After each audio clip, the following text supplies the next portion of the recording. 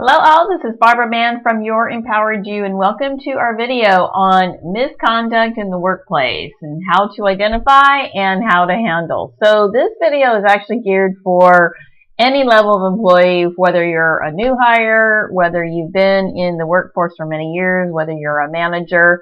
What we're going to be talking about are things that we need to reinforce and we need to be aware of and we need to reiterate every so often in our professional career. So in this video, we're going to talk about the types of misconduct that there is in the workplace, how it's identified, how to handle, and finally, how can we reduce misconduct in the workplace? So let's talk about the different types of misconduct in the workplace. And really, there are varying degrees and they warrant different responses. So it could be something that's relatively minor that could just result in a coaching session to something that is very egregious that results in termination. So it really it depends on the degree, and it again warrants different responses. Again, whether it's performance management, might be a reassignment of an employee, it could be termination, it could be a coaching session, it could result in any of those. But be aware that misconduct occurs at any level of employee, from a new hire to C exec, and can have significant consequence regardless of what level you are in an organization. And I'm sure we have all seen this in our own organizations, whether we have seen it, witnessed it, been involved in it, had to handle it.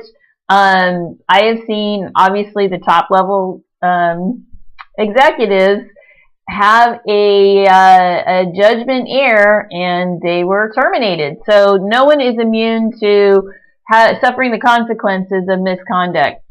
And frankly, there are some acts, some misconduct there is zero tolerance for. So when there's zero tolerance, that means you're going to be probably terminated.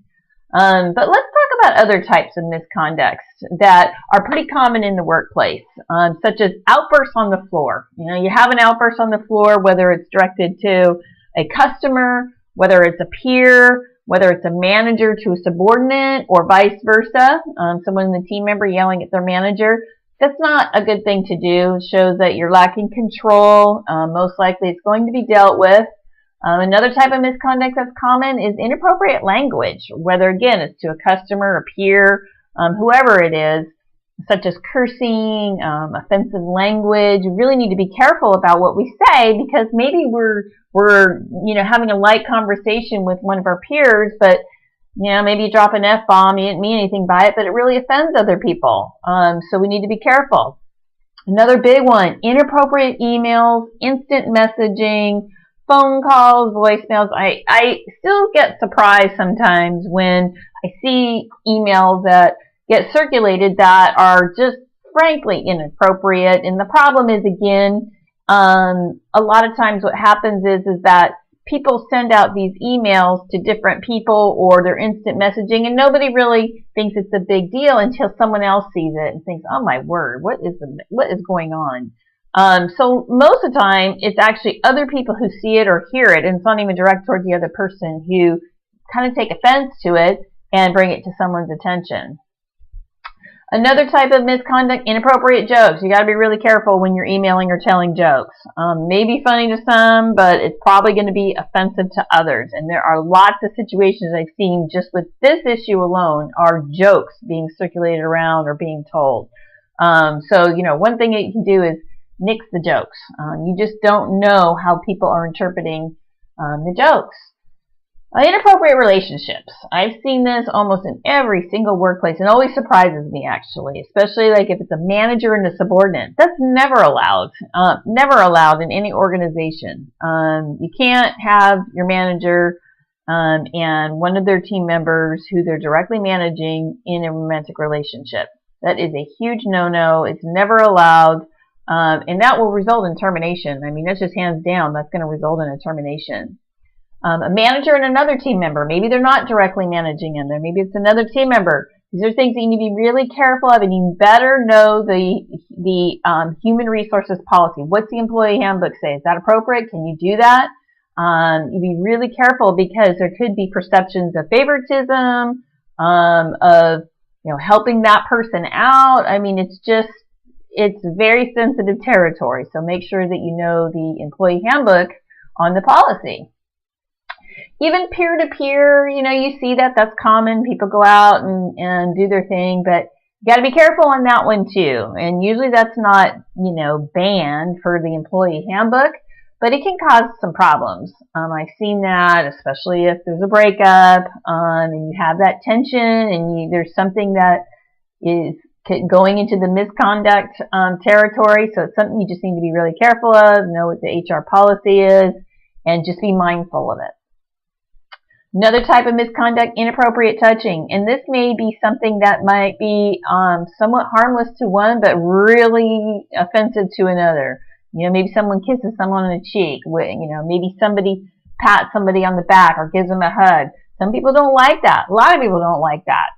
So the bottom line is that, to reduce and be proactive, nix some of those behaviors. But inappropriate touching, again, is a type of misconduct. And I'm not even talking about the things that are obvious inappropriate touching. These are ones that maybe they're not meant to harm by one person, but they are interpreted by another with a different meaning. Other types of misconduct, these are the bigger obvious ones, like bullying another employee, shouting. We talked about outburst shouting. You don't want to do those things. That creates a hostile work environment, and that is misconduct that's going to be dealt with. Any type of discrimination, obviously, that's misconduct. That's going to warrant a reaction, a pretty stiff one too. That's inappropriate. Belittling or stifling employees, never good. It makes people feel badly. It doesn't promote expression and creativeness and all that. That's never good. Whether it's a manager to one of their team members, a manager to a manager, a peer to peer, doesn't matter. Belittling or stifling employees is never good. And that's going to involve some sort of reaction. Again, it may not result in termination. It depends on what the situation is. It could. But it's something that does not promote, well-being. And these are things, what we talk about, when I'm talking about, things that need to be reiterated, because sometimes when we get into the workplace, after a month, after 2 months, after 3 months, you start getting a little looser and lax, and sometimes we forget about the employee handbook and what's appropriate and what isn't appropriate. So how do we identify it? Obviously, usually we see it, usually we hear it, and usually we'll feel it if we're offended by something. Usually there's some sort of human sense going on. But a lot of times, it's not even the person that something is directed towards. It's something that another person overheard, or they saw something that was problematic to them, to their perception. And that's how it gets identified. I've had that happen a lot of times where, again, the people involved in the little circle of the joke or the email or whatever didn't mean anything, but someone saw it. They saw it on a computer screen. They heard it from just a conversation passing by. And a lot of times what happens is that the manager gets involved at that point, because that person brings to the manager's attention. They bring it to HR's attention. But that's how it's also identified. It could be an anonymous identification. A lot of organizations have links or avenues for anonymous tips and to egregious acts, misconduct, things of that nature. Or it could be a customer who advises the manager. Maybe the manager didn't even know what was going on, and the customer calls them directly and says, "Hey, did you know this went on?" Or it could be from a feedback survey, where a customer writes out something on a survey, and you find out, you have to investigate if certain things indeed did happen. That usually entails calling the customer and contacting, obviously, the employee. But there's a lot of ways where we can directly and indirectly where it's identified and we're notified of the misconduct. So how do we handle something that we see? Well, every employee at every level, first off, should read their employee handbook on acceptable and unacceptable types of behavior and understand how to report it, whether it is with their manager or with human resources. And every manager should review this with their team regularly. And I'm not saying every week, and I'm not saying necessarily every month. It's your discretion, but I would strongly encourage just reiterating what's appropriate, what isn't appropriate. Make sure that If the managers advise, they follow up with human resources and notify their hire manager. It really depends on what the misconduct entails. If it's egregious, you better involve that hire manager in human resources ASAP. But human resources should be your partner in how to handle misconduct, what are the appropriate actions, if any, and how to avoid going forward. The other thing is every employee should feel very comfortable reporting any incident to human resources, whether the incident was directed towards them or towards others. There should be a very, very open door and comfortable policy with employees going to the human resources department. We want to keep that open and transparent as much as possible.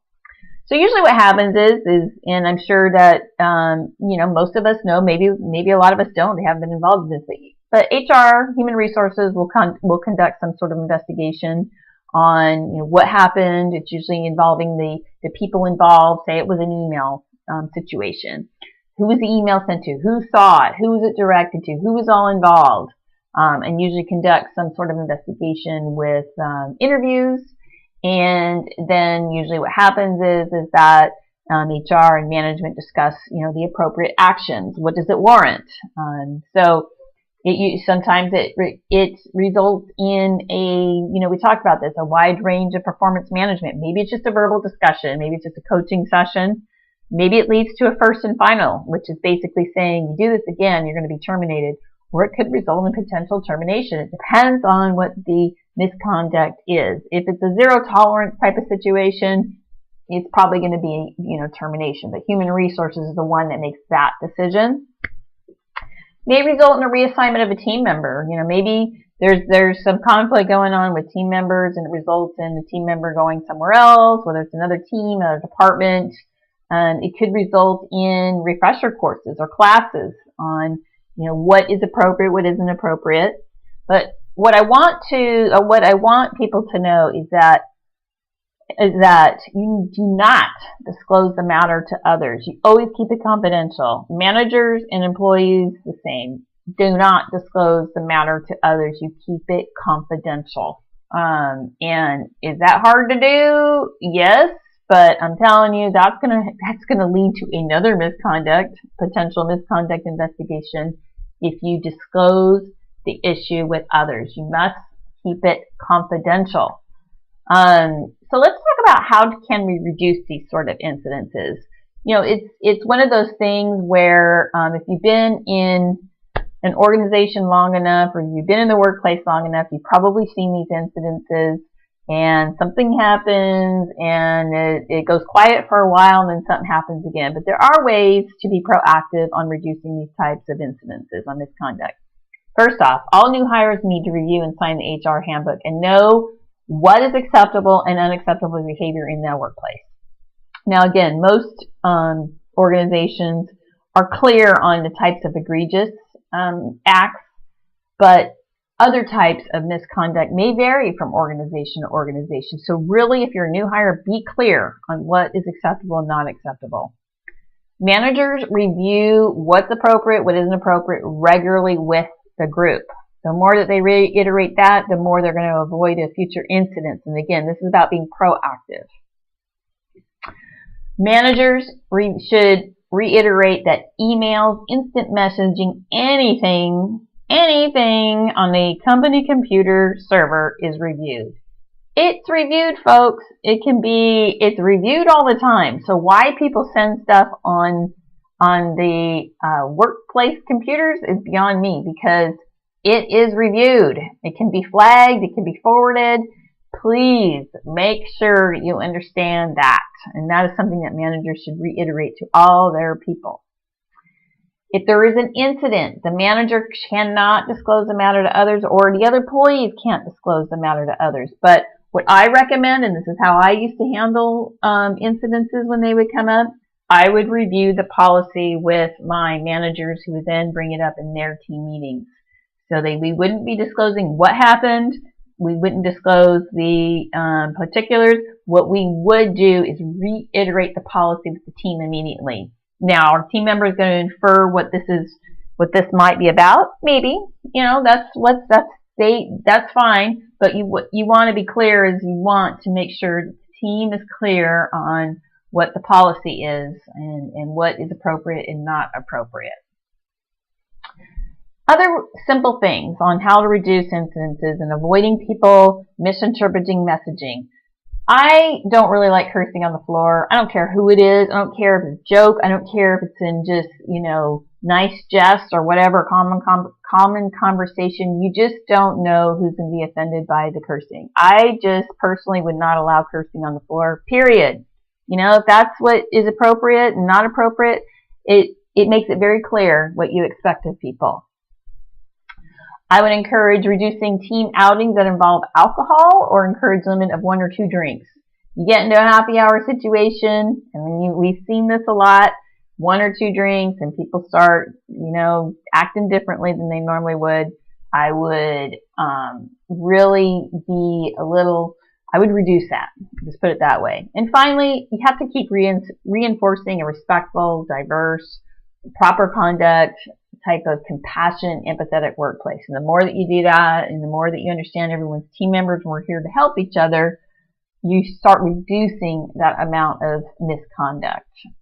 So there are ways to actually try to reduce these future incidences. Is it going to happen again? It might, but at least we can do things that are proactive. So let's wrap this up in a bow. Key points. All employees should review, know, and sign off on that HR handbook. It is important that they know it right out of the chute, day 1 or 2, or the first week that they're there, and it should be reviewed regularly during manager meetings, or maybe the whole company reviews it.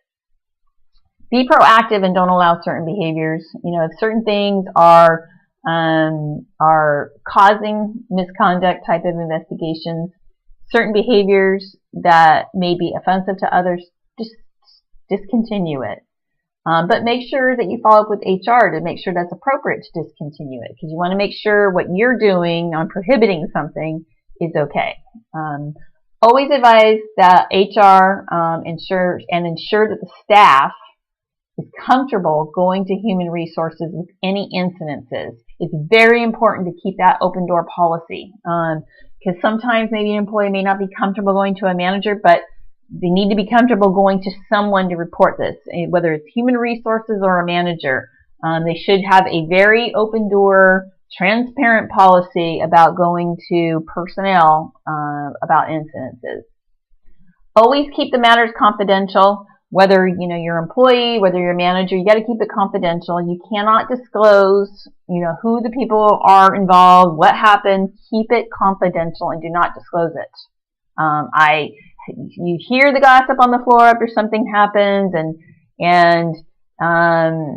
maybe some of it's incorrect, maybe it's incorrect, but how I used to handle these things is after an incident, I would immediately review the policy with my team, with my managers, who would then disseminate it out to their teams during their meetings. We would not disclose what happened, we would not disclose any kind of particulars, any type of names, nothing. Sometimes my managers wouldn't even know who was involved in a particular incident. I would just say, what we need to do is we need to reiterate the policy. Now, did they know what that meant? Yes, they did. They didn't know who involved or anything like that, but they knew what I meant by let's reiterate the employee handbook and what's appropriate and what isn't. Last but not least, reinforce the type of culture that you want to embrace, and that is a diverse, a very respectful, compassionate, prides itself in teamwork and trust. Those kinds of workforces start eliminating misconduct, because you kind of know what is probably what's probably appropriate and what isn't appropriate. But if you start really reinforcing that everybody has a diverse and unique perspective, and to really celebrate each of those perspectives and that kind of thinking, it does help reduce those misconduct type of activities. So I hope you've enjoyed our video on misconduct in the workplace and how we identify and how we handle those. For additional resources or to schedule a session with me, please visit my website at www.yourimpoweredyou.com.